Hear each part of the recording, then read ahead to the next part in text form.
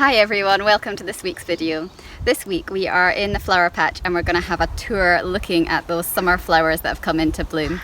We've recently been enjoying a heat wave for the last couple of weeks here in Peebles, which has meant a lot of watering in the evenings and early mornings, but the flowers are really thriving and I've not had any of the summer problems I sometimes have when cutting for weddings and bouquets of petal damage from the rain. They're all just fabulous flowers this summer. As long as we can keep them watered, then they should do really well. I think the weather is going to turn next week though. I think that we're maybe going to lose this lovely summer sunshine. So let's go and have a look at what is doing so well in the flower patch just now. Just look at these gorgeous sunflowers. They have done fantastically well in the last couple of weeks.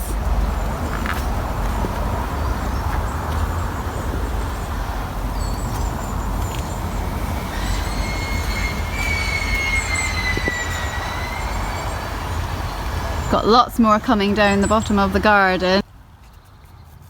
So here in the flower patch you can see that these sunflowers are at a much earlier stage than the ones that are flowering further up in the patch, and this is to show you that I succession sow. So these ones were sown about a month later than the ones that are in flower now, and this is so that I can get a profusion of blooms all through the summer, not just have some flowering over a couple of weeks and that being it. The aim is to get your flowers to keep going for as long as possible throughout the growing season.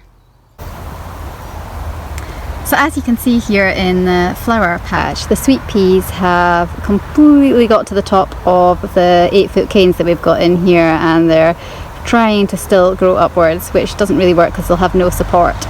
So if we want to keep our sweet peas going for a little bit longer, what we can actually do is we can unclip them from their ties, just snip all the twine that's holding those particular long stems on, and we can lay it lower down along the ground and then train it up a new cane so that the sweet peas can carry on for longer.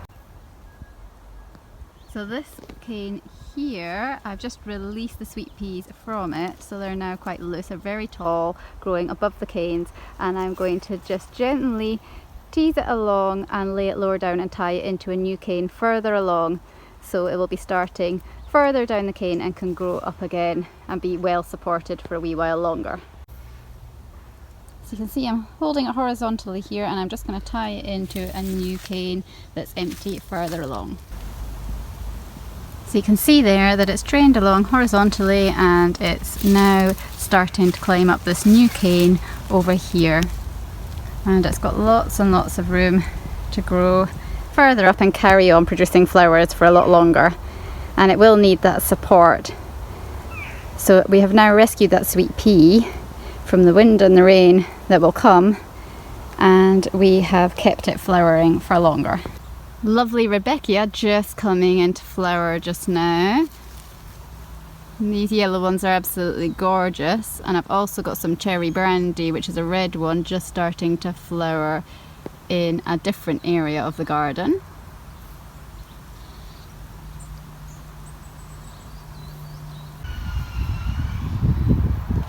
This is gorgeous Nigella, and it's flowering its socks off at the moment. It's so pretty. This is white Nigella that I've got growing, but I also grow blue ones and I grow Persian jewels, which is a good mixture.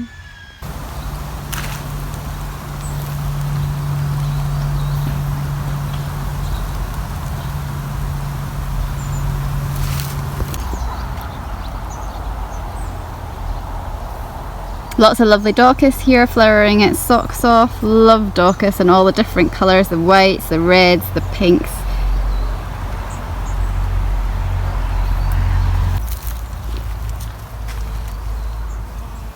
Here we've got Phacelia, which the bees absolutely love, and I like using this as a cut flower. It's also great as a green manure if you add it to your beds after flowering, so you just cut the stems down and incorporate it into the soil, then it'll add nitrogen to it for you.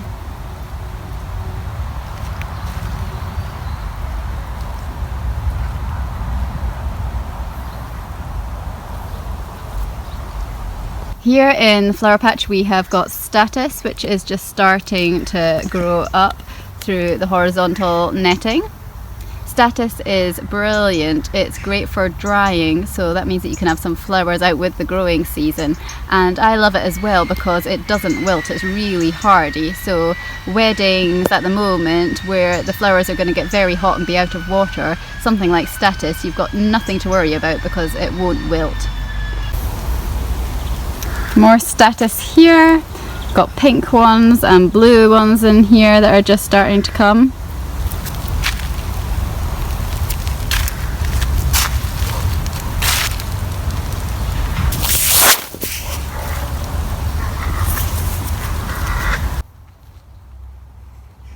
The Helichrysum this year has been absolutely fantastic. I think it's like this nice sunny hot weather we've been having as well. It is a fantastic flower for drying and it's great in arrangements. Use a lot of it at the back end of the flower season, so late summer and early autumn. Really easy to grow, but this has definitely been the best year I have had for Helichrysum.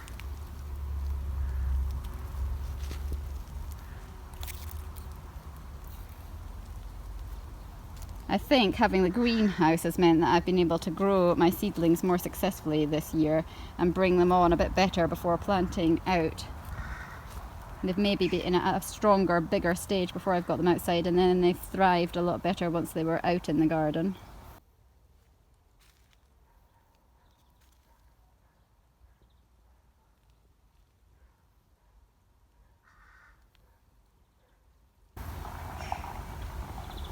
My cosmos is just starting to get going now. I've cut quite a few already for wedding flowers this weekend, so that's why it's looking a little bit more sparse, but lots of lovely buds coming. And these ones are just gorgeous. Here's the Larkspur in the garden. It's looking gorgeous at the moment. I use this in biodegradable confetti and also in bouquets as well. This is a lovely dark blue variety, and I've also been growing white ones and pink ones.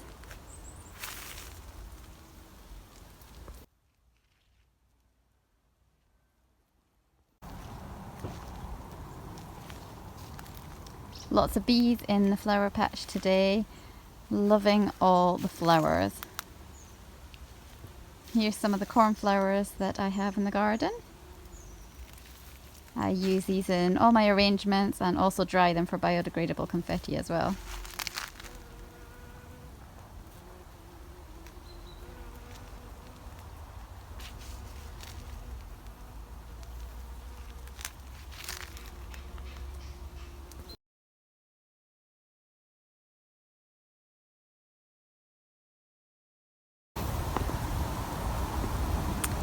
So the flower patch at this time of year is in transition. We've got lots of the summer flowers that are doing really well and flowering their socks off just now, but we've also got things that are finished and need to come out and make room for the last autumn flowers of the year. And also perennials as well. Things like Astrantia can be cut back and Hesperus can be cut back, and you might get a second flush of these in September if you're lucky.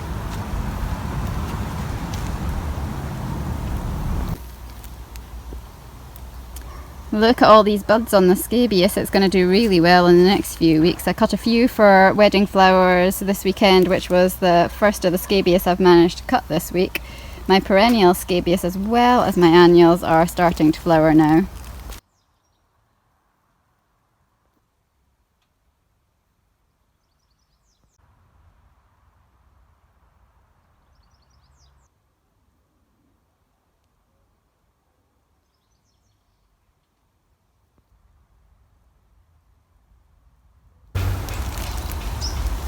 Here's the achillea, the pearl, one of the perennials that I grow in the garden, and it looks beautiful this second last week in July.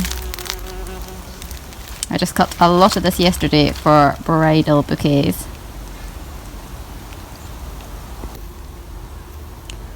This is amie madges.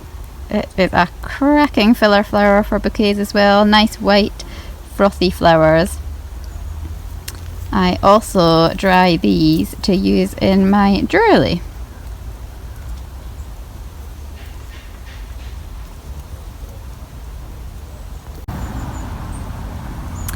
These are snapdragons in the flower patch. I've cut a lot of these in the last week. They have been looking really good this year.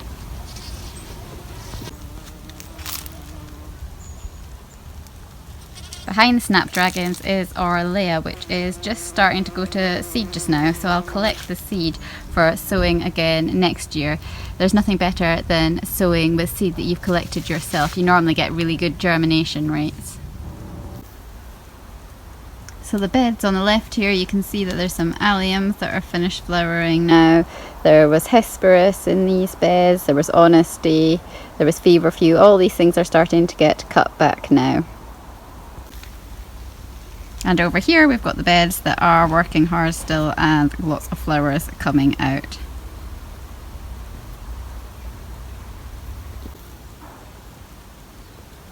So the flower patches are always working hard. There's always some flower beds that are finished and some flower beds that are just getting started.